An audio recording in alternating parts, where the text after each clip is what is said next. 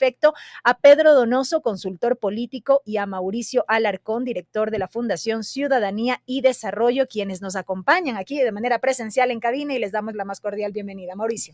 Buen día, Belkis. Buen día, Debo. Un saludo a nuestra audiencia de Armónica y a quienes nos siguen a través de A Primera Hora.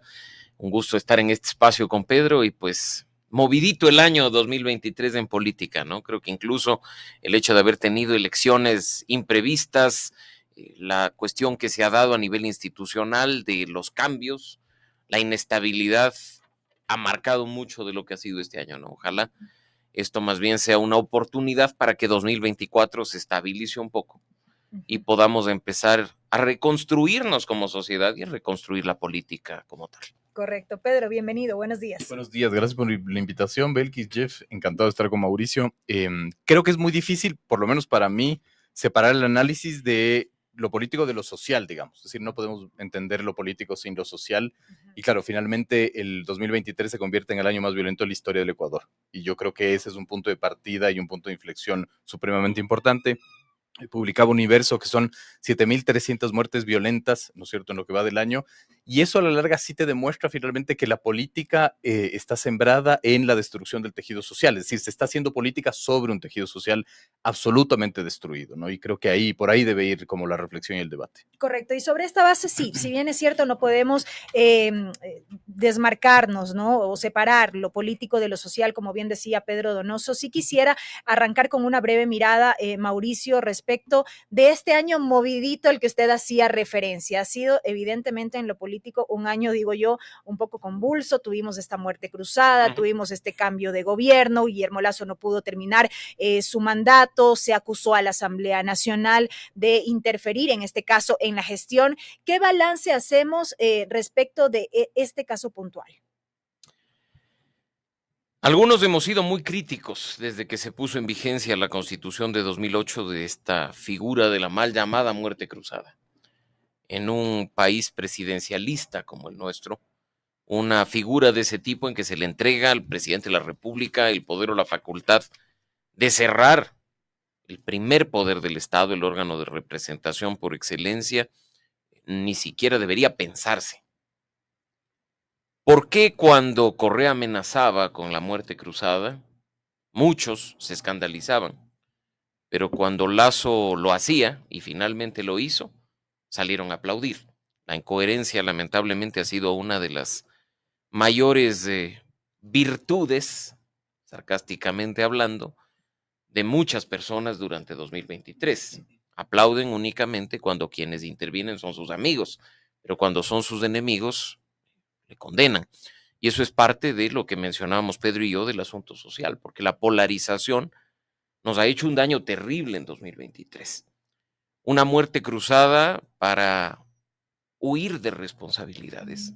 Una muerte cruzada para simplemente, según quien entonces gobernaba, poder finalmente hacer las cosas para demostrar que la Asamblea nunca fue una amenaza, para demostrar que la incapacidad del Ejecutivo era la regla general y para ponernos a prueba a los ecuatorianos y nosotros demostrar que aunque le odiamos a la Asamblea y no tenemos ni credibilidad ni confianza en ella, permitimos que más de 70 de aquellos que terminaron con 7, 8% de aprobación vuelvan a ocupar una curul. Así es que este tema esperemos sea debut y despedida, que nunca más se active una figura tan nefasta, porque más allá de que critiquemos la cantidad de plata que se gasta en un proceso electoral o lo ridículo que resulta entregarle el poder a una persona por apenas 18 meses, se trata de democracia, se trata de principios y se trata de, por lo menos, de intentar hacer bien las cosas. Y en ese sentido voy con Pedro Donoso también darles la bienvenida a este espacio. Tomando en cuenta lo que dice Mauricio Alarcón, ¿no? Este periodo casi que bastante raro por lo que ha venido sucediendo en materia política, el gobierno de Guillermo Lasso saliente, una nueva asamblea, un nuevo gobierno. ¿Cómo nos deja este 2023 en ese sentido, Pedro?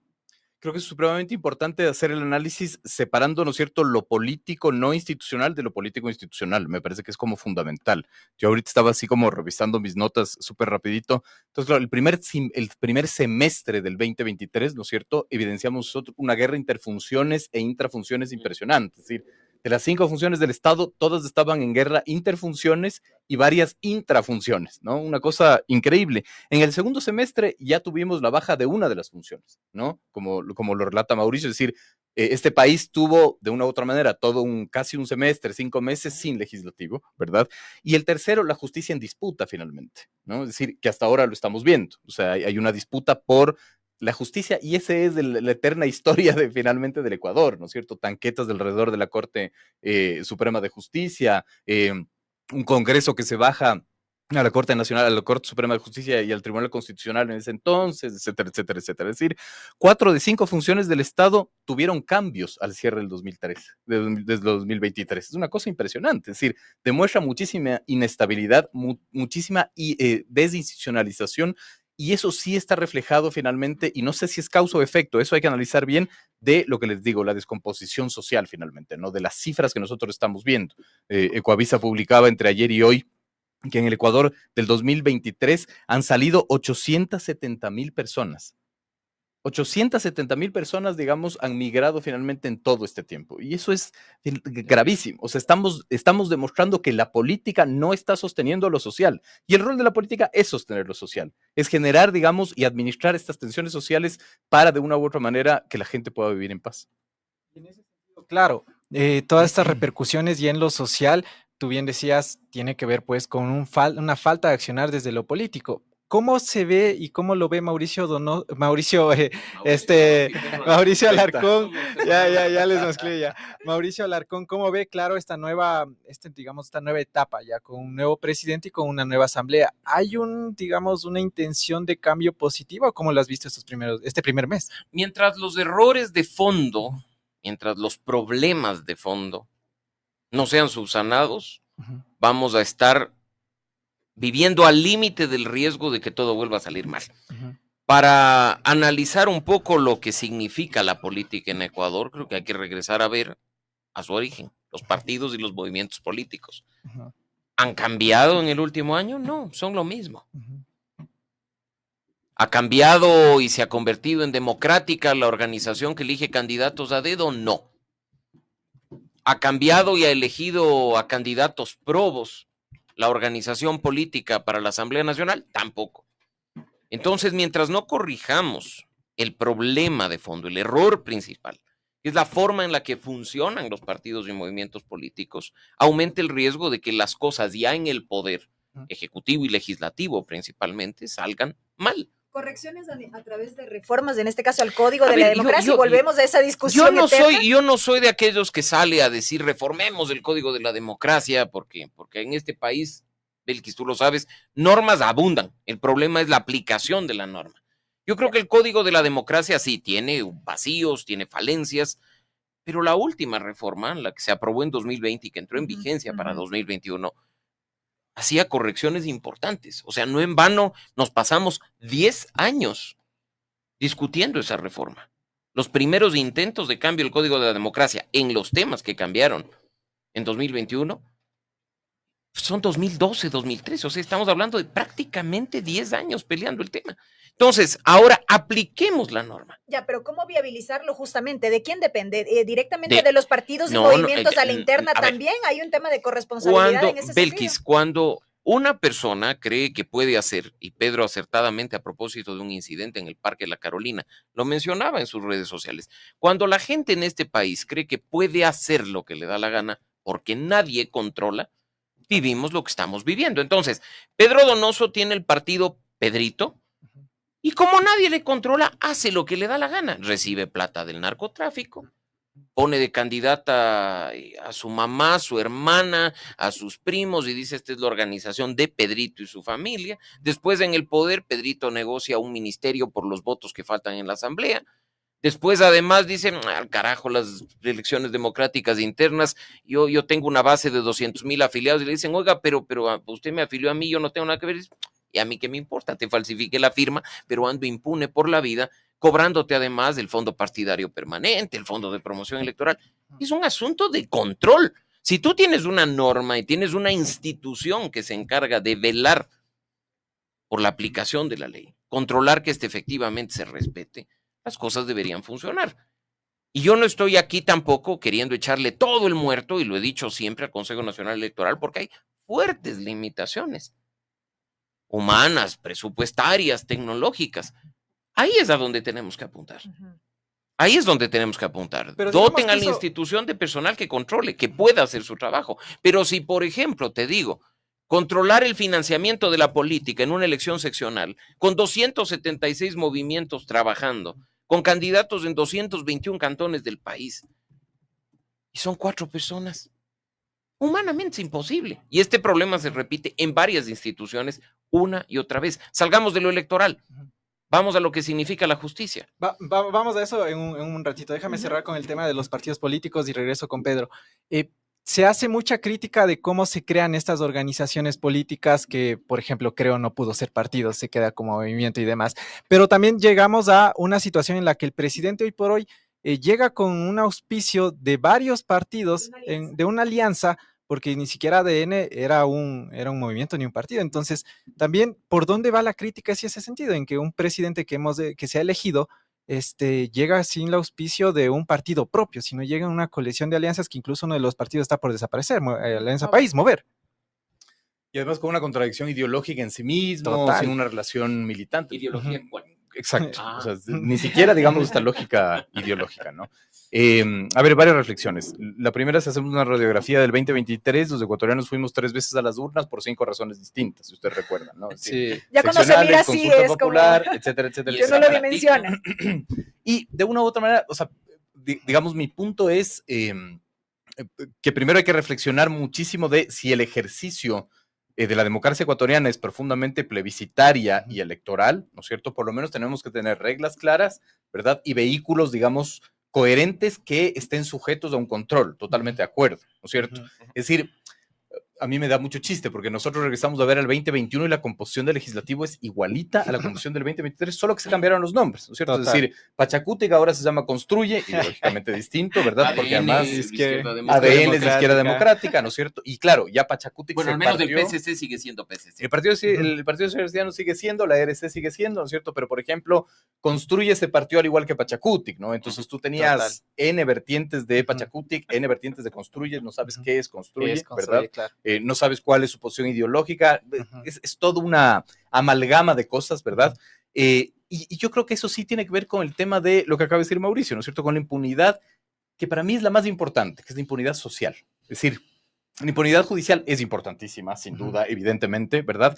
Pero la impunidad social es permitir finalmente que esto suceda y que no pase nada, digamos, ¿no? ¿Por qué? Porque puedo. Era lo que yo ponía en mi tweet, ¿no? ¿Pero esa es responsabilidad de los políticos o de los ciudadanos mismos que estamos en ese círculo Por vicioso? eso yo hablaba de corresponsabilidad. Claro.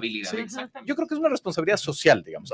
Yo soy muy reacio en responsabilizar a los ciudadanos. Es decir, los ciudadanos están ahorita concentrados en no dejarse matar y en poder comer, ¿no es cierto? Es decir, el 27%, de acuerdo a las cifras como cierra el 2023, es de pobreza y el 10.8% es de pobreza extrema, digamos, ¿no? Es decir, es una cosa de locos. Quito rompe récord en suicidios, por ejemplo. El 2023 es un año de romper récords, ¿no? Claro. Se rompen los récords de suicidios. La Cámara de Comercio de Quito publicaba que el 63% de los comercios en Quito se ven afectados por la delincuencia y el 80% por los apagones. Y después, además, queremos decir a la ciudadanía, vote bien y haga responsabilidad. No tiene ningún sentido. Es una corresponsabilidad y no solo de la clase política, ¿no? Es decir, también es súper fácil poner el foco en la clase política. Yo creo que hay una corresponsabilidad de la élite en este país que es supremamente importante discutirlo. En este país no hay élites finalmente, ¿no? Todo es un terreno baldío. Es decir, el caso Metástasis sucede y aquí la academia no se sienta a discutir el caso Metástasis. No. Es una cosa, para mí es una cosa de locos. Yo no he visto ningún análisis de la academia finalmente analizando el caso Metástasis en sus responsabilidades y en su multidimensionalidad, política, jurídica, social, etcétera. Es una cosa de locos. En este país nadie discute nada. Los gremios finalmente no discuten el tema de la gobernabilidad y la inseguridad. Nadie. Un hecho tapa otro con el pasar de los días y así. Y nos vamos olvidando. Y está todo bien porque no conceptualizamos. Aquí lo que queremos son recetas para resurgir y el líder finalmente que nos diga por dónde ir, cuando este es un proceso que hay que construir conjuntamente. ¿Hay liderazgo? Es la pregunta, Mauricio. Hay liderazgos, indiscutiblemente. No hay que quitar que hay capacidad en la política, que hay capacidad en la sociedad civil, que hay capacidad en el periodismo y por supuesto también en la academia. Sacar adelante un país desde lo político y desde lo social demanda esfuerzos colaborativos. No podemos echarle la culpa, por eso me parece importante lo de la corresponsabilidad, únicamente a un sector. Todos tenemos culpa.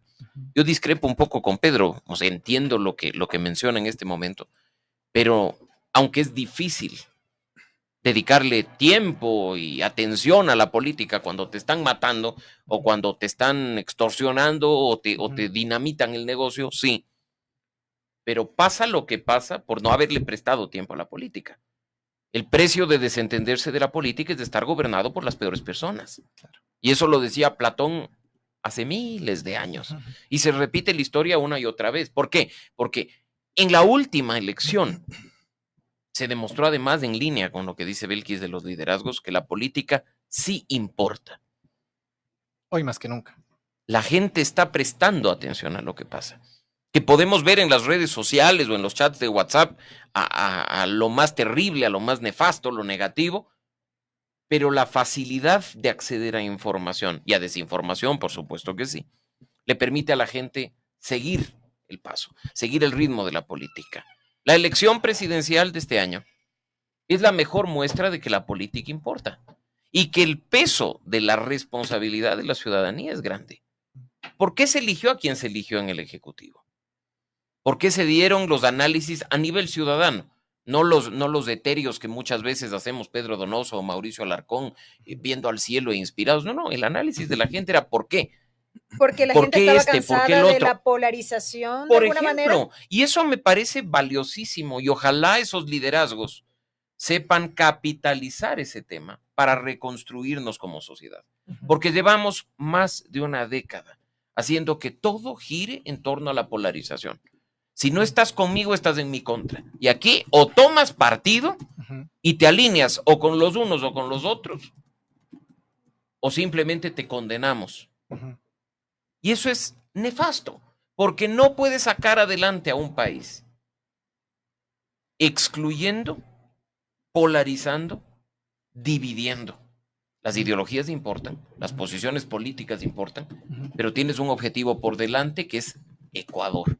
Okay. Y las diferencias tienen que estar presentes. Por eso es que muchas veces, y con ustedes lo hemos hablado, yo he dicho que no hay que satanizar la palabra diálogo, que no hay que satanizar la palabra pacto o acuerdo, porque para resurgir como país es importantísimo sentarte a dialogar y no dialogar entre amigos. O sea, yo me siento con Pedro Donoso a tomar un café y llegamos a la conclusión de que seguimos siendo amigos. Y que hemos pensado bien parecido. No, es sentarte a conversar con el que piensa distinto y de manera respetuosa sobre la base de las discrepancias, construir y proponer, anteponiendo intereses que van mucho más allá de lo personal. Y sobre ese tema de los liderazgos, ¿no? De estos nuevos cuadros que vienen ya construyéndose, ¿cómo ve Pedro Donoso esta concepción nueva? Por ejemplo, el Partido Social Cristiano diciendo, nuestro nuevo cuadro, el relevo del Partido Social Cristiano va a ser Jan Topic. Tenemos por acá a Daniel Noboa rompiendo el tablero político y siendo presidente de la República. Tenemos Construye, que bueno, está más destruido que construido, pero que también tiene, ¿no? Sus liderazgos políticos por ahí. Sus no sé si Patricio Carrillo. No sé sus si liderazgos de la política. raros ahí. No Entonces, sé si nuevos. claro, ¿cómo se entiende estos nuevos liderazgos desde los distintos movimientos y partidos? Es que, digamos, yo creo que ahí hay no sé si un error, pero ahí hay una observación que hay que hacer, digamos. Los liderazgos, en mi criterio, no deben ser personales, deben ser de procesos. Es decir, el liderazgo te lo da el proceso finalmente, te lo da la estructura partidista, te da finalmente esta lógica de tener una identidad político-ideológica, ¿verdad? Y con base a esa identidad hacer propuestas que estén relacionadas con eso finalmente, ¿no? Es decir, yo creo que Latinoamérica se caracteriza mucho en la lógica de los liderazgos personalísimos finalmente, ¿no? Entonces solo se personaliza el liderazgo, ¿no? Y ese es un error gravísimo, es decir, necesitas estructuras, necesitas movimientos, necesitas propuestas, esos son de una orden de los liderazgos que se requieren. De manera que se sostenga en el tiempo, obviamente. Exactamente, y además que se mantenga en el tiempo independientemente de quien esté finalmente, ¿no? Esa es la gran reflexión, porque la larga ADN no es nada sin Noboa, ¿no es cierto? Claro. Y la ERC no es nada sin Rafael Correa, claro, ¿no? Entonces, a la larga seguimos sembrando esta lógica de los liderazgos personales. Y claro, los cambios que se requieren finalmente no sirven, y mucho parte por lo que dice Mauricio, es decir, esta lógica reflexiva de que en la sociedad hay que respetar al conflicto político y hay que tratar el conflicto político y hay que administrarlo y hay que resolverlo, es algo que nosotros le huimos. ¿Y a qué te refieres con eso precisamente? Que la política es el conflicto, finalmente. Es decir, cuando Pero Mauricio ¿cómo dice respetamos diálogo, eso como ciudadanos? cuando Mauricio dice diálogo, ¿no es cierto? Hay un Ajá. paso previo. Para diálogo tiene que haber un conflicto, Claro. realmente. Pero nosotros le rehuimos al conflicto. Es decir, Ok. nos da miedo el conflicto, nos da miedo finalmente ver el 2024 y quizás establecer escenarios y decir que hay una altísima probabilidad que el primer trimestre del 2024 sea un año convulso, que los municipios se levanten contra el gobierno para pedir rentas finalmente, o que la política no institucionalizada, es decir, los movimientos sociales quieran, digamos, levantar su voz, ¿no? Lo que quiero decir es, el conflicto nos da pie finalmente a buscar una salida, una válvula de escape, ese es el diálogo, pero nosotros le huimos al conflicto como sociedad. No queremos conflicto, no lo entendemos, y cuando no lo entendemos, no sabemos por dónde están los problemas que hay que resolver. Correcto, Mauricio.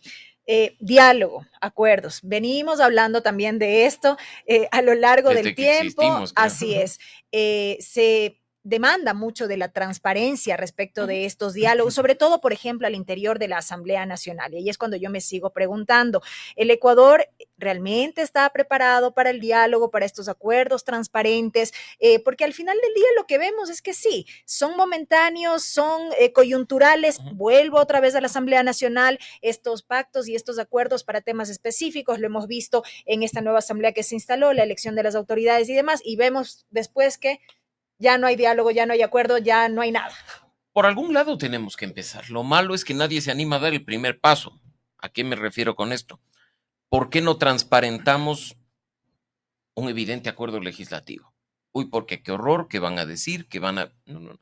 Tenemos que hacerlo por principio.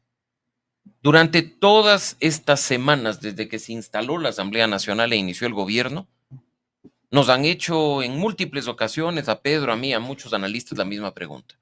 ¿Cree usted que hay acuerdo? Y la pregunta es, yo creo que sí, la respuesta. Pero, ¿Sabe usted o especula usted? A ver, yo especulo el contenido del acuerdo. No sabemos qué diablos acordaron. Entonces salen los incendiarios a decir, ahí está, se quieren tumbar a la fiscal. Y no pasa nada. O ahí está lo que van a hacer y no pasa nada. ¿Por qué dar paso a la especulación? En lugar de dar el primer paso positivo de decir, sí, hay acuerdo.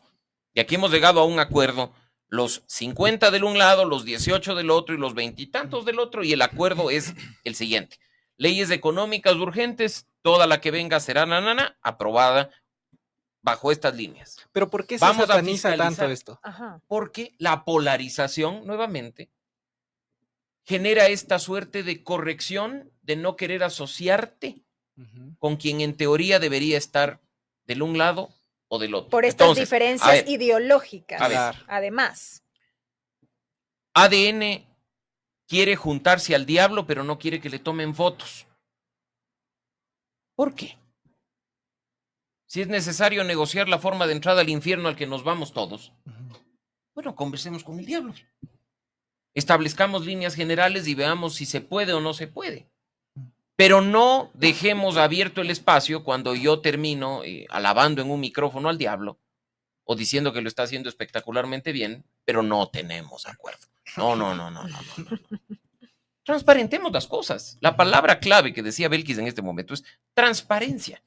Los acuerdos tienen que ser transparentes, porque detrás hay un mandante, que es Pedro, Mauricio, Zev, Belkis, que votamos y elegimos representantes. Y lo que queremos es que nos digan qué demonios están haciendo en beneficio nuestro, no que después se especule, porque cuando dejamos la opacidad como regla general, damos espacio a esos incendiarios que, desconociendo incluso la ley, y con Fabricio nos divertimos mucho en redes con ese tema, porque salen y no, es que la asamblea va a hacer esto. Eso no dice la ley. La asamblea no puede hacer eso. Y no lo hace, pues.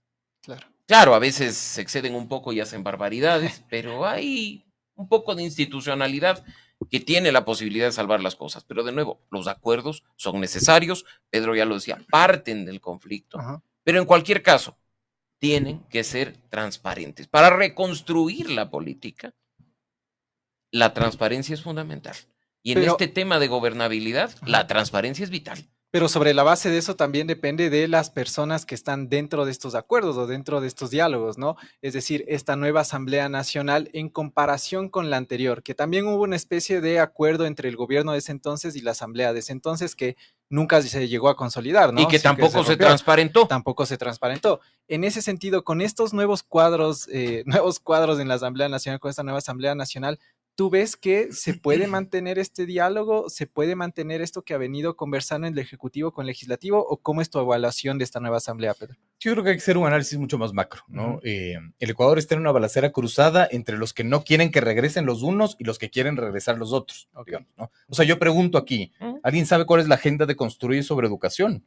¿Alguien sabe cuál es la agenda de Revolución Ciudadana sobre salud? Economía. Ujú. ¿Alguien sabe cuál es la agenda del Partido Social Cristiano sobre economía? No, no tenemos idea, finalmente. Ujú. Porque somos de este país de sucesos y no de procesos. Es decir, si supiéramos claramente que la agenda de ADN sobre educación es tal, y la del Partido Social Cristiano es tal, y la de ERC es tal, entenderíamos por dónde puede ir.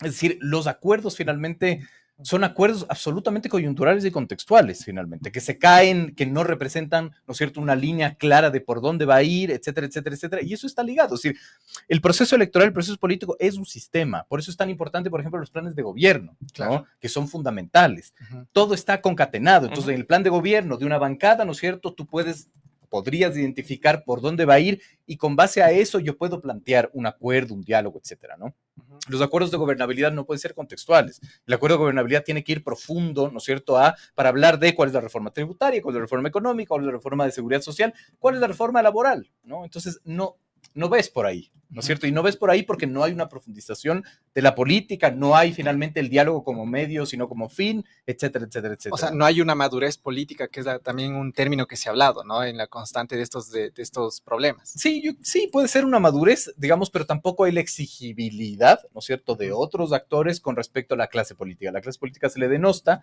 se construye el populismo antipolítica, pero para mí, la academia no te está diciendo, ¿no es cierto?, no te está haciendo un análisis de estos son los alcances de este partido, estos son los alcances del otro partido. Por eso digo, sí, ¿Y por dónde se debería empezar entonces?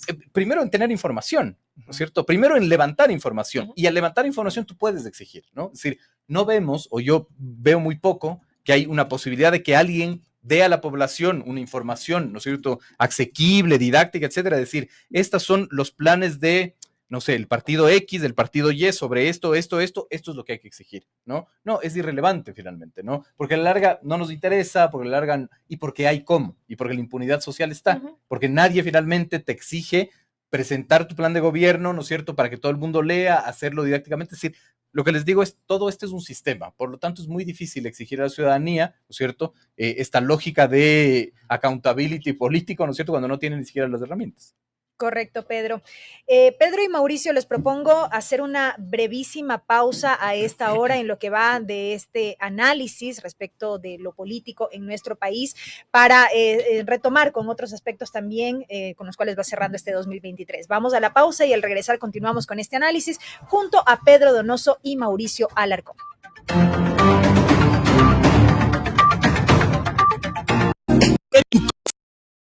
Es una Hemos analizado y desarrollo. Mañana con 39 minutos, amigos, continuamos con más de A Primera Hora y mantenemos un diálogo con Pedro Donoso, consultor político, y Mauricio Alarcón, director de la Fundación Ciudadanía y Desarrollo. El tema central de esta entrevista, y como lo habíamos titulado, era 2023, política a la medida. Bueno, un poco hasta este momento, hasta este tramo, ya hemos analizado parte de lo que ha sido este año en esta materia. Ahora yo quisiera aterrizar el análisis entre justamente lo político y lo social, como bien decía Pedro Donoso, y es que el Ecuador termina este 2023 sumido en niveles de inseguridad nunca antes visto, mucho más visible en nuestro país en este ranking de criminalidad y demás, y tenemos que entre unos y otros se echan la culpa de quién finalmente permitió que nuestro país llegue hasta donde está en estos momentos. ¿Cómo se analiza precisamente la situación del Ecuador en materia de inseguridad ligado con la gestión, en este caso, de los gobiernos? Mauricio. ¿Quiénes son los responsables de administrar el Estado?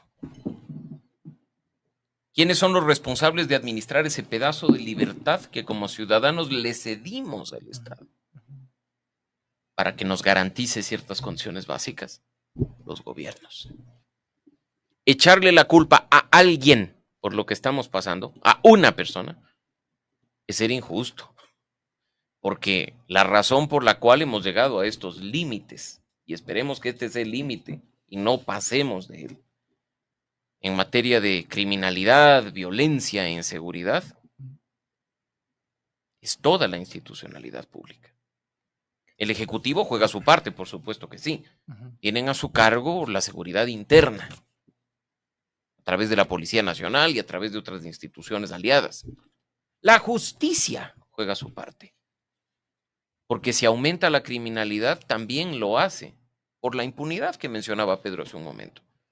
Porque si yo delinco y no pasa nada, pues bienvenido sea, sigo delinquiendo.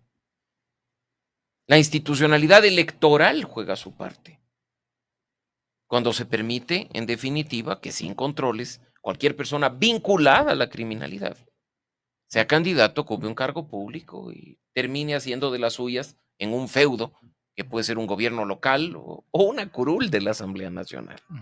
Y podríamos así enumerar la función de transparencia y control social, podríamos enumerar también, por supuesto, al legislativo. Así es que aquí hay una responsabilidad compartida de haber llegado a donde llegamos. Y si revisamos las cifras, las estadísticas, vamos a ver que no es pues que 24 de mayo de 2021 Guillermo Lasso se puso la banda y empezó. No, es una ola que ha venido dándose desde hace mucho tiempo y que con todas las alertas presentes simplemente se dejó que pase.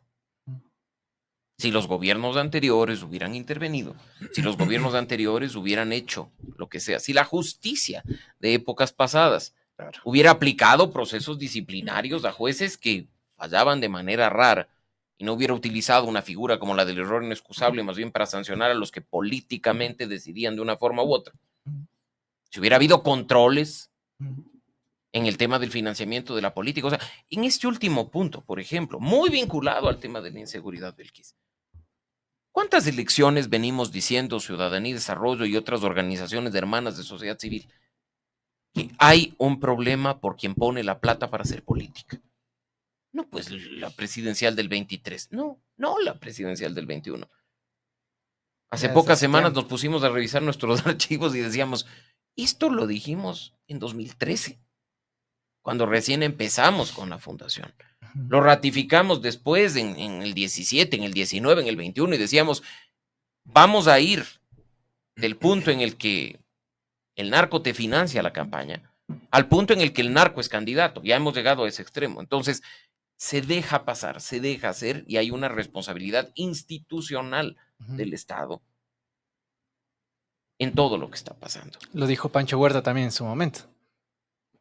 Y tampoco le echaba la culpa a una sola persona. Claro, era el sistema. Hablaba del sistema y hablaba de esa debilidad institucional de la que nos estamos anclando en este momento para el análisis de lo que ha sido el año. O sea, si tú no tienes una justicia eficiente, hay impunidad. Y en impunidad, cualquiera puede hacer lo que le da la gana sin temor a las sanciones. Y sobre ese sistema, claro, Pedro, las acciones también empiezan por el gobierno de turno, ¿no? O sea, para también tener una línea clara, una hoja de ruta por dónde van a ir. ¿Cómo se puede entender, por ejemplo, que hoy por hoy, hasta el momento, a un mes de gobierno, el gobierno nacional tenga, por ejemplo, a la misma ministra ocupando 2 carteras de Estado, teniendo encargado el Ministerio del Interior, que no se sepa qué mismo va a pasar con la famosa Secretaría de Seguridad, si va a existir, si va a continuar, si va a haber una nueva persona, y que recién se nombre el CIES, por ejemplo, que también va a pasar a una agencia de inteligencia? ¿Cómo se entiende eso y también cómo repercute en lo que necesita hoy por hoy la sociedad? Pero antes de ir a ese punto, digamos, creo que sí es como súper importante conectar la descomposición social con el tema de la inseguridad y viceversa, digamos, ¿no? Otra vez, ahí la academia es la que nos debería decir, ¿no es cierto?, por dónde va. ¿Y por qué la academia? Porque tiene, digamos, ese rol en la sociedad de investigación, ¿no? Pero no desconocemos, sino subestimamos algo que sucedió en los últimos años que yo creo que tiene mucho que ver con la descomposición económica y social, que es la pandemia. Es Si muchas veces nos olvidamos. Es verdad. O sea, este mundo fue paralizado 2 años, ¿no es cierto? Y eso quiere decir que, digamos, la realidad estuvo paralizada 2 años, la economía estuvo paralizada 2 años, enterramos a la gente en cajas de cartón. No fue sencillo. Y el problema de la sociedad del siglo XXI es que hace que olvidemos los hechos históricos y que le pongamos solo tierra encima y se acabó, finalmente. Mucho de la descomposición económica y social tiene que ver con lo que sucedió en la pandemia. No fue un momento fácil, evidentemente, en todo el mundo.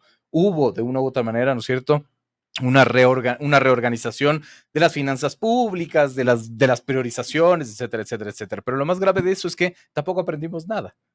Es decir, si el mundo, digamos el Ecuador, ¿no es cierto?, hubiese aprendido lo que teníamos que aprender de la pandemia, tendríamos otro código de salud, por ejemplo. La Constitución hubiera subido, ¿no es cierto?, el nivel mínimo de inversión social para salud, por ejemplo, ¿no? Pero nos olvidamos fácil. ¿Por qué? Porque no somos países de procesos, somos países de sucesos. Más allá de eso, ¿no es cierto?, uno solo puede entender así que la pobreza llegue finalmente al 27% en este 2023, claro, que la pobreza extrema llegue al 10%, ¿verdad? Pero claro, creo que es un cúmulo de cosas. Ahora, respondiendo al tema del gobierno y, por ejemplo, de la no nominación de ministros y autoridades encargadas, me parece que es mucho más complejo el que no podamos ni siquiera entender y hablar de lo que es el plan Fénix, digamos, ¿no? Es decir, yo no tengo idea de en qué consiste, no hay una hoja de ruta. Pero tenga la confianza de que existe.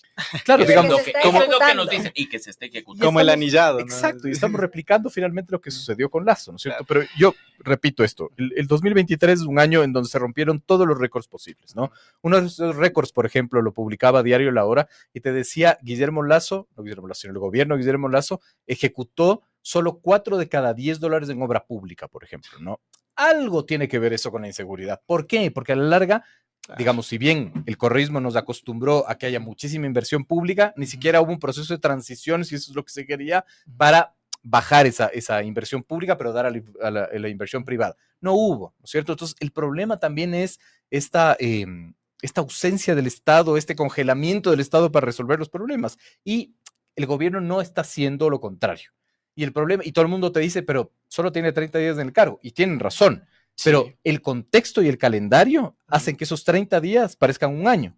Porque si este es un gobierno de 1 año 8 meses, 30 días no pueden ser 30 días. No sé si ya son los 100. Exactamente. Ya son los 100 de gracia que se le da hasta que entienda qué pasa. Exactamente. Entonces, tiene que haber una respuesta finalmente, pero yo creo que tiene que haber una respuesta más, digamos, con lo social que con otra cosa. O sea, yo soy partidario, no soy experto en seguridad, pero soy partidario y la literatura, digamos, lo sostiene, que solo reformas profundas en lo social pueden resolver los temas de inseguridad. Y en educación sobre todo. En lo social en general, educación, salud, deporte, cultura. El Ministerio de Cultura es un ministerio poderosísimo en este país. Lamentablemente no lo es, pero debería serlo.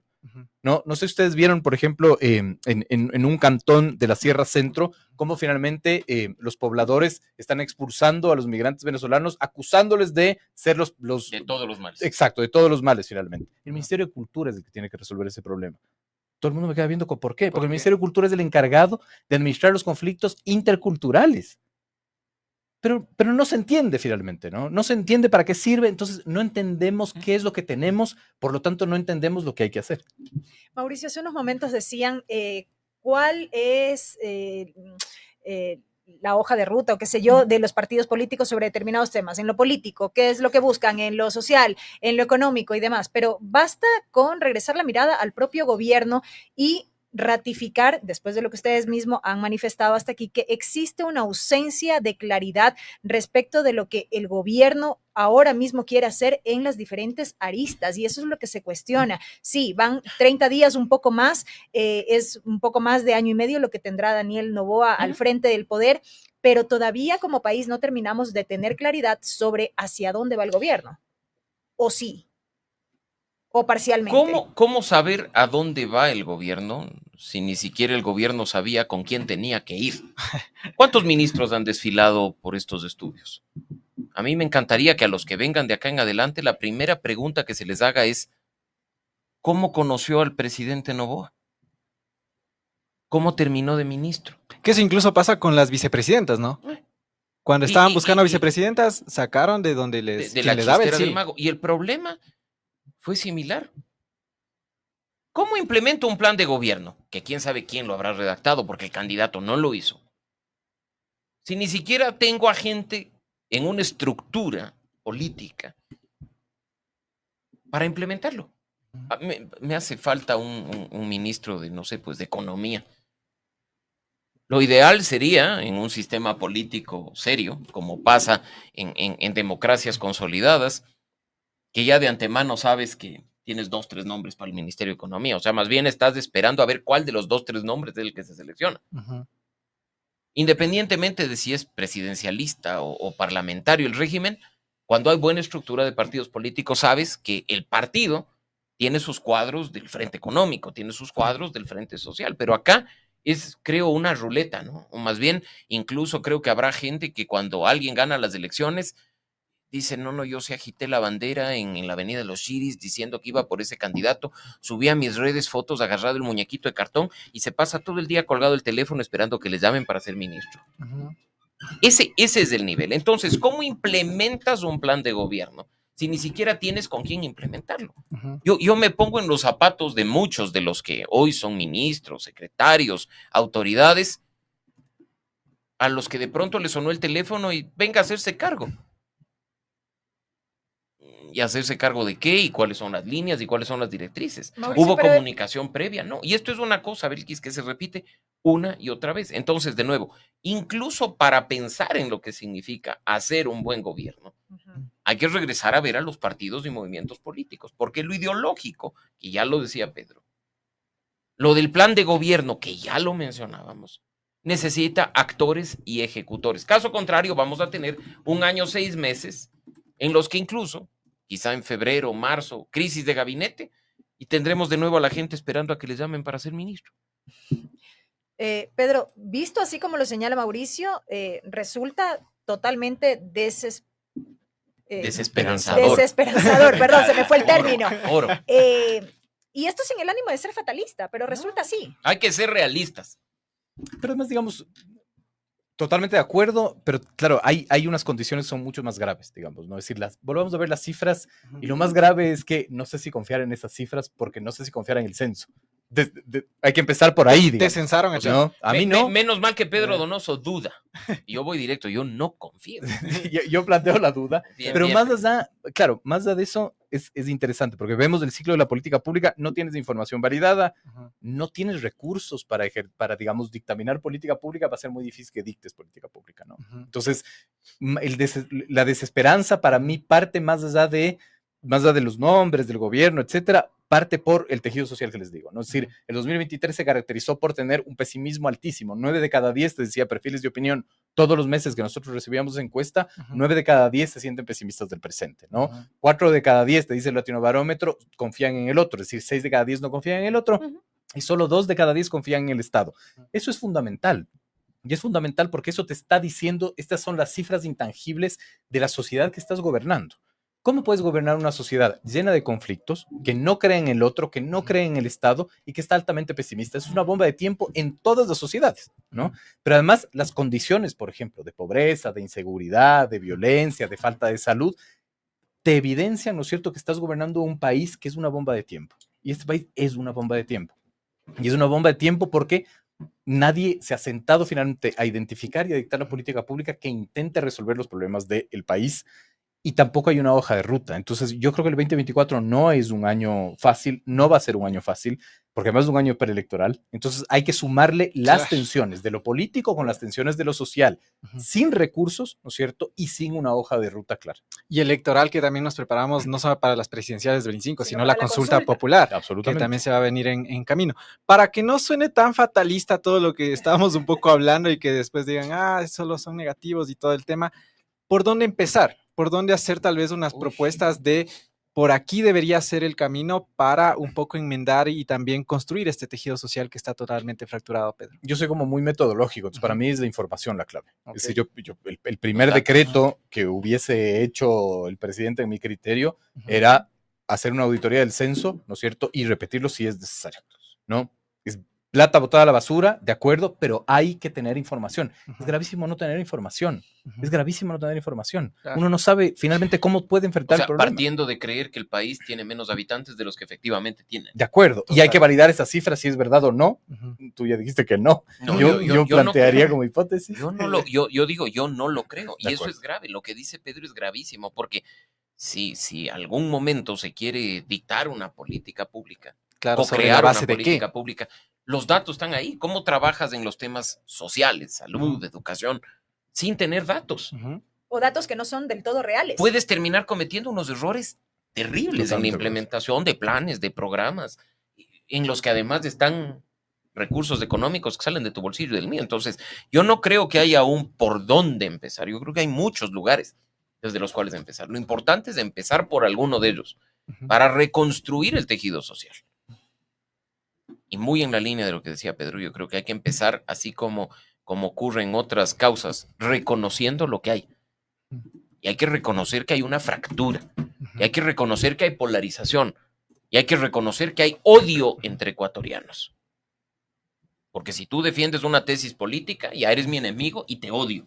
Y no quiero saber nada de ti. No estoy dispuesto a sentarme a hablar. Y fractura Partiendo de ese en cosas reconocimiento. tan mínimas como la vicepresidenta y el presidente, pues, o sea, Bueno, esas ya son, no sé, pues, cuestiones internas, berrinches de alguien que está actuando con total y absoluta inmadurez, debo decirlo, pero yo, dejando de lado eso, me voy a lo social. ujú, De nuevo, ujú, yo tengo que reconocer, ciudadano, que hay polarización, que hay ruptura, que hay, como ya se decía, un conflicto que tenemos que enfrentarlo. Si no reconocemos eso y más bien seguimos jugando a los buenos, los malos, los verdes y los rojos, no vamos a ninguna parte. Partiendo de ese reconocimiento, aunque suene esto al discurso de hace 40 años y durante 40 años se ha dicho, es abrir espacios de diálogo y no diálogo entre iguales. ujú. Porque el diálogo entre iguales lo único que hace es Quedarte en el terminar mismo lugar. autoconvenciéndote de las cosas que están dentro. Ujú. Escucha al que piensa distinto, escucha al que está al frente, escucha al que hace 5 minutos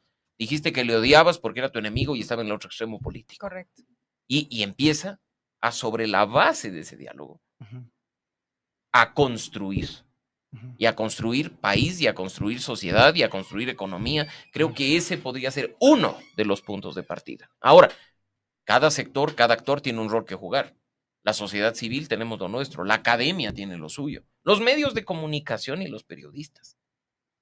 Así es que ahí hay independientemente del realismo con el que hemos hablado, en 2024, una oportunidad de finalmente dar un primer paso Ujú. y empezar a reconstruir la sociedad y el país. Correcto. Estamos ya entrando a la recta final de este diálogo y para concluir quiero poner sobre la mesa justamente uno de los aspectos a los que ya hacíamos referencia, la consulta popular que se viene, que ya se está preparando y que se ha advertido se realizaría dentro del primer trimestre de este 2024. De manera general, Pedro, una lectura respecto de esta propuesta de la cual obviamente no se conoce su contenido, se están preparando las preguntas, ha dicho el presidente de la República y había ofrecido entregar las preguntas a la Corte Constitucional este mismo año. ¿Qué lectura le merece este nuevo proceso de consulta? Ninguna, porque no sé de qué leer. O sea, no tengo que leer finalmente, ¿no? El hecho de convocar una consulta popular puede ser supremamente importante para el mismo gobierno, qué sé yo, acumular capital político, pero claro, si no nos ponen a la sociedad a discutir los temas antes, a conceptualizar los temas antes, es muy difícil tener una lectura. Y ¿no? de lo general que hasta ahora se conoce, Es que no tengo idea qué es lo general, Ajá. finalmente. Si va a ir por la propuesta del presidente Noboa que dijo que se necesitan, que va a cambiar el sistema judicial y va a poner jurados, no tengo idea. Es decir, no sabemos. Entonces, este país es así, es súper interesante. Discutamos de la consulta popular. 4 horas de coloquio de consulta popular, pero no sabemos ni cuáles son De los No, cuál no hay contenidos de las base para preguntas. discutirlo. Digamos. De Claro, nuevo, claro. la misma especulación que tiene Totalmente. lugar con el acuerdo legislativo, ¿no? Así es Ujú. que, de nuevo, lo responsable es exigir transparencia. Ujú, Si va a haber una consulta, bueno, ya no tome en cuenta los criterios de la ciudadanía. ujú, Si le tiene miedo a la sociedad civil o a la ciudadanía, bueno, no le considere, ujú. pero cuéntele al país qué quiere. Claro. desde su óptica, ¿qué se debería consultar, por Hasta ejemplo? el día de hoy, Belkis, dio cuento de boca del mismo funcionario o funcionaria, no voy a dar su nombre, 4 versiones distintas de consulta. 4 cantidades distintas de preguntas, porque partieron diciendo que eran 20 y tantas, después se bajaron a 15, después 10, dijeron que 12, 12. después dijeron que 10. Que si metemos seguridad, que si los militares, ya salió lo de la enmienda en la asamblea. Entonces ya no, ese nivel de improvisación es terrible. Nosotros hemos promovido y defendido la democracia directa, nos parece que esos mecanismos establecidos en la Constitución son valiosísimos, Ujú. no hay que desaprovecharlos. porque no puede ni debe convertirse en una herramienta para sostener la popularidad, la credibilidad y la confianza de un presidente que va a buscar una ratificación en el cargo, sino como algo que definitivamente pueda lograr un cambio en el país. Es una cosa distinta. Si no, después no nos quejemos de los resultados. Recordemos lo que pasó en 2018, recordemos lo que acaba de pasar con la consulta que promovió Lasso y saquemos nuestras propias conclusiones. Algo más que agregar, Pedro Donoso. Churchill decía que las crisis son demasiado importantes para no aprovecharlas, digamos, ¿no? Y yo creo que el gobierno no está entendiendo eso. Por eso es tan importante la información, el diagnóstico. Es decir, solo con diagnóstico yo puedo decir, estos son los nudos gordianos que puedo consultar en la consulta popular para resolverlos, digamos, ¿no? Y por lo pronto no hay eso. Y yo creo que ese es el grave problema, que como no hay diagnóstico, no tenemos claro finalmente qué es lo que se va a consultar. Bien, pudieron ustedes escuchar a Pedro Donoso de la firma Icare, a quien le agradecemos por haber estado esta mañana con nosotros, y de igual manera a Mauricio Alarcón de la Fundación Ciudadanía y Desarrollo, de las mentes más lúcidas para estos análisis políticos. Muchísimas gracias, Pedro y Mauricio. Gracias a ustedes. Gracias a ustedes por la invitación. Y feliz año desde Feliz ya. año para Que se cada venga uno. un 2024 de oportunidades. Ojalá que así sea.